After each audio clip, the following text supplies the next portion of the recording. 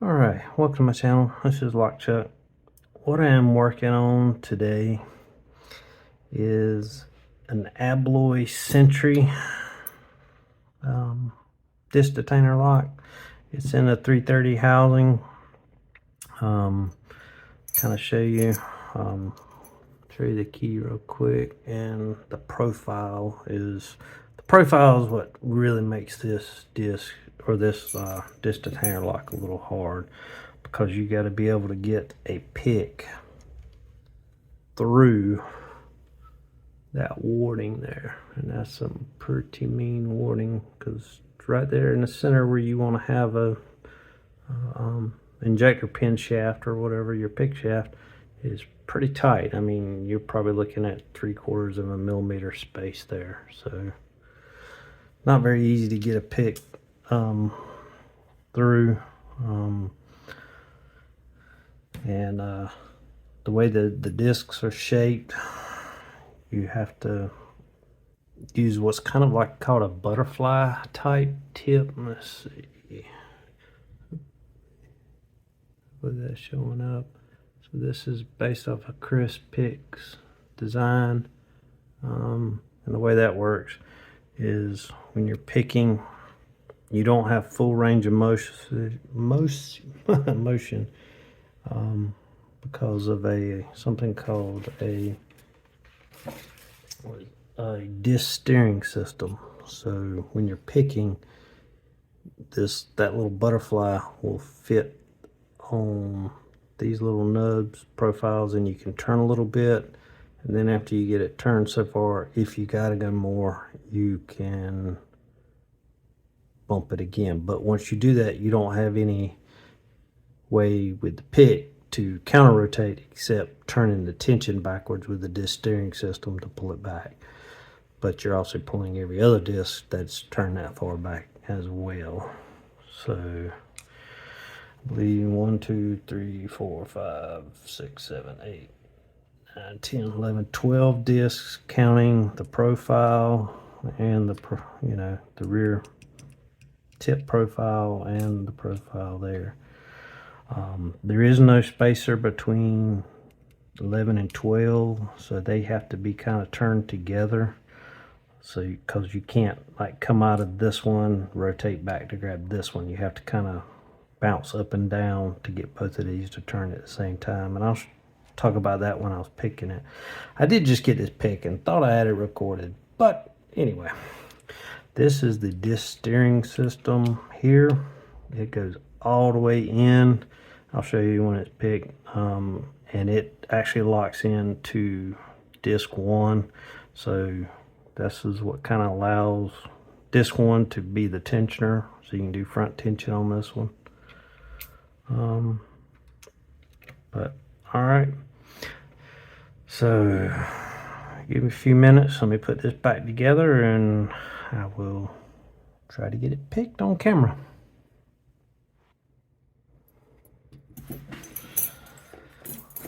All right, so the lock is in the vise, does open.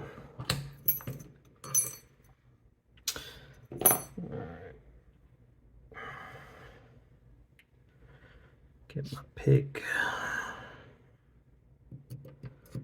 oriented. Okay, so the first thing we gotta do is pick the profile disc and the one above it, which is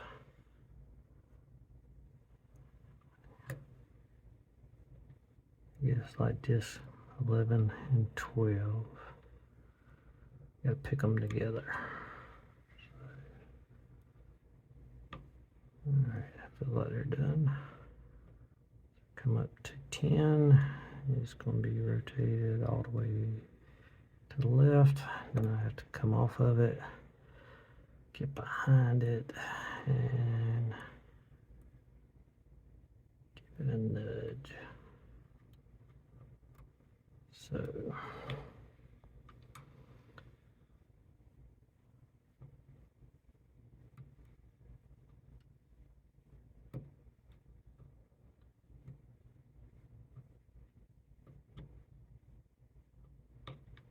Alright, so now let's go to disc 9.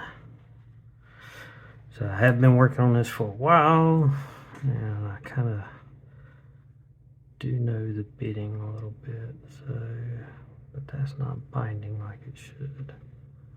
So something over here is not set.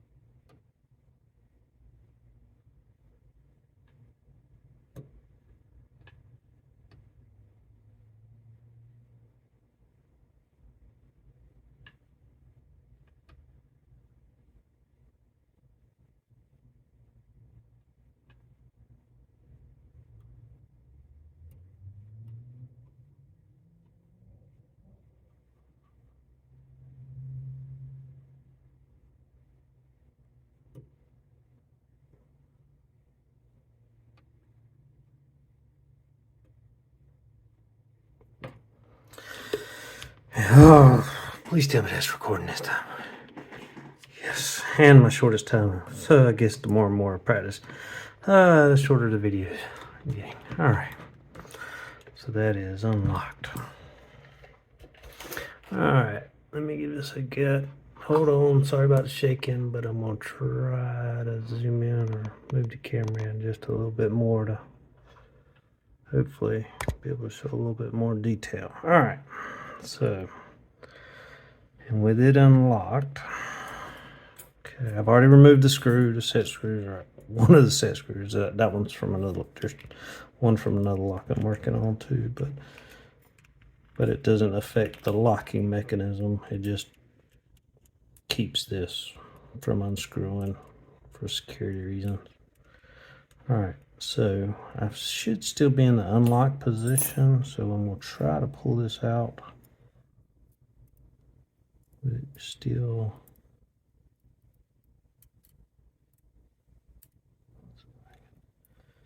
This is just a little spacer or wear for that cover between the locks so it can move. So what I'm going to try to do, if it will allow me,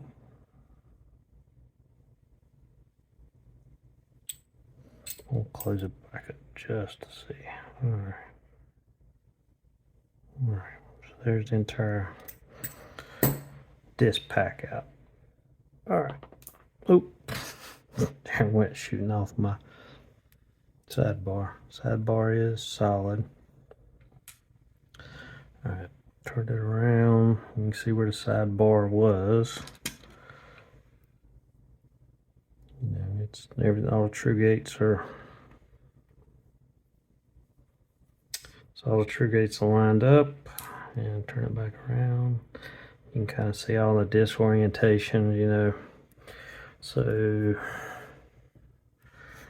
right there is 12 is that profile disc, and disc 11 they had to be turned. You can kind of see the difference in the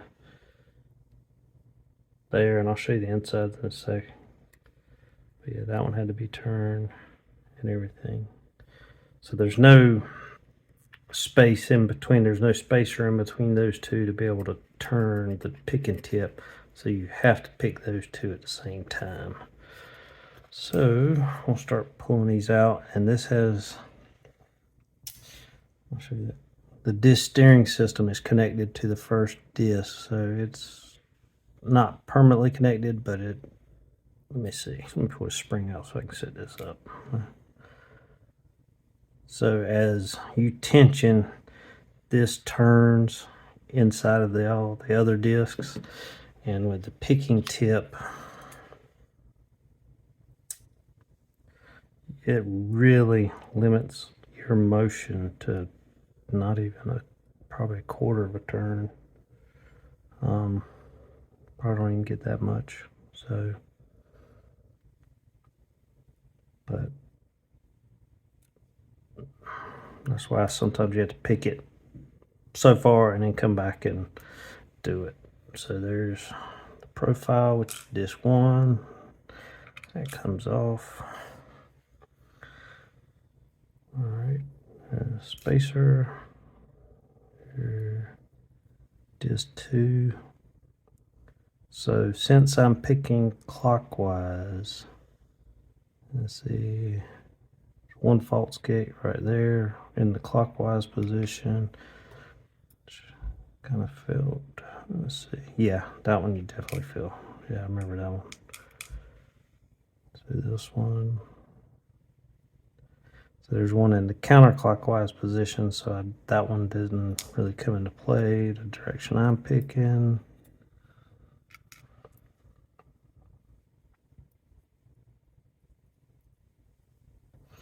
Sorry, I gotta get the grease on here, kind of keeps them sticking together.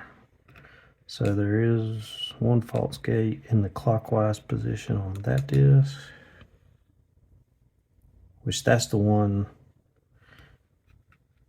let's see, yeah, that's the one that has to be turned so far. So yeah, that's the first little click you get it into is as much as your pick will let it go, but then you have to come out of it and get behind it and pick it some more. So to get the full rotation. Let's see if that's stuck to the top. Oops, I flipped it over, I believe. Yep, I did. So that one, can't tell false gate on that one or not.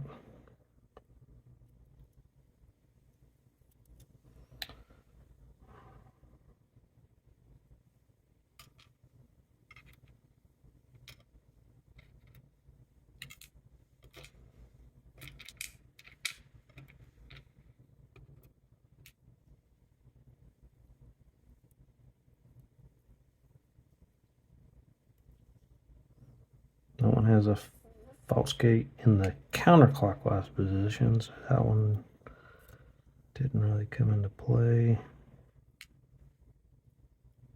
This one was like already, as you can tell right there, hopefully when it's all the way counterclockwise, this already set, so that's why that one was already set. Same with the next one here, it was already set. Okay, these I'm gonna stack up here so I have room. So this one has to be turned all the way clockwise. Oop.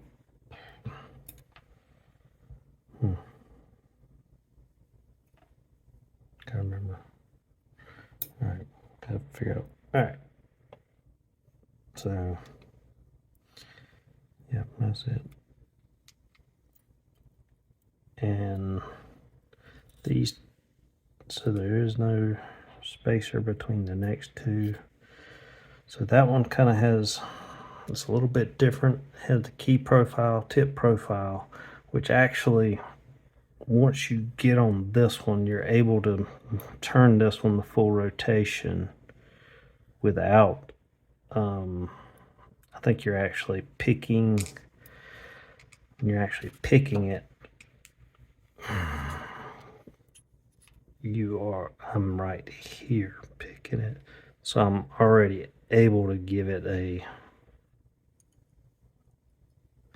full rotation without having to do anything else. And then that's, since there's no space between these two, you have to move them together. So when they're, so I guess when they're in the lock, they're like this.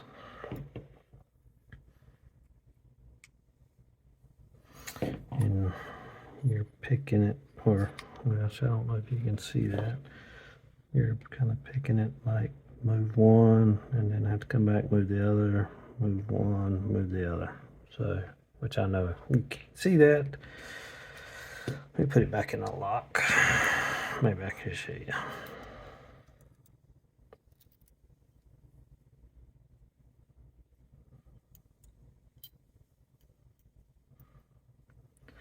All right. So when it's in the lock, so you go down between them. So kind of hard to do this.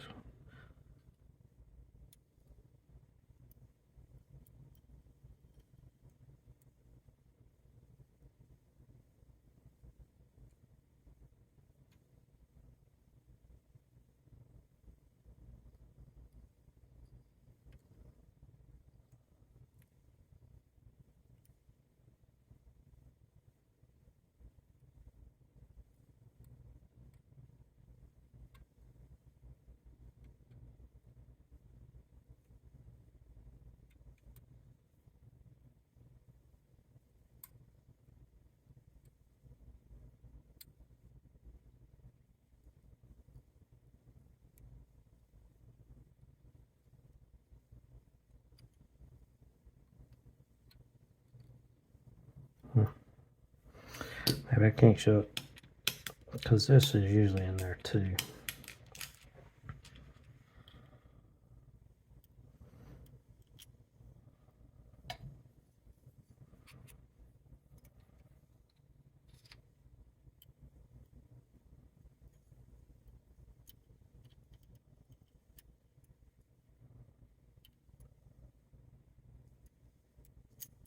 Let's see. Sorry, I'm trying to explain a little bit. It's making this a longer video than it probably should be.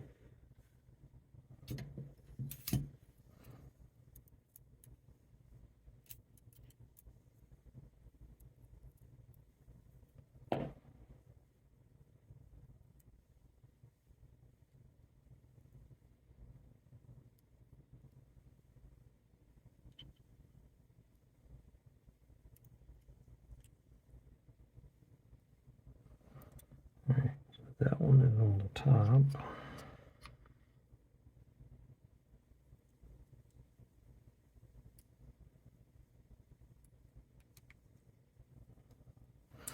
Alright, so there we go. See, I'm holding it there. See, so what you have to do is turn them kind of at the same time. Nudge one, nudge this one, come back, and nudge them. As you're doing that, is turning the tension tool with it. So that's the first step. If you don't get this step right, then you have to get them all the way last little bit, and then you can, because if you don't get those two set first, nothing else is going to bind and you're not going to get it picked. So those three or two in the back are very important to get set with this style. And there's that disc steering system. So so if you turn this back, it hooks all the discs and zero, or not zeros them, but turns them on counterclockwise. So that's kind of got to be turned first, and then the other disc can turn with it or after it. But anyway, I can't remember if I covered my pick in the beginning, but I'll go over it now. So again, my homemade pick handles, but this is supposed to be a 1mm injector pin with a 6mm head, but it actually measures like a 1.3mm thickness. So to get it through that profile disc here between that warding, it's got to be almost down to like 0.7 or 0.6mm, and to be able to spin in there. So as you can see, I've actually ground that down because it can pass back and forth. But if you look at the other end, which has not been ground down, it will not go through there. So that has to be ground down for the full length or depth of the pick. And then the head is about 0.5mm thick, and it's into the butterfly shape design. I think by maybe, I've seen it from Chris Picks. I don't know if he designed it but that's the shape of the pick. The tension part here for the front tensioning is a 6mm by 2mm tube. Then I drill it down. No specific depth, but I just drill it down so it makes probably a 6x5 or 6x4. That's about a 1mm thick lip here. And then I take a file and cut to the profile of this front disc, so that way it'll just drop into this disc here. All right, so it doesn't go past it, so it doesn't hit the next disc, but that's where your tension's coming from. As you can see how the picking tip goes right in the center of that warding, and that's how it works. But all right, thanks if you watched this long. Thanks. I know this is going to be a long video, but really excited to get This one picked, I believe, I have to check, but I think this is considered a black belt disc detainer lock. So, all right, thanks for watching.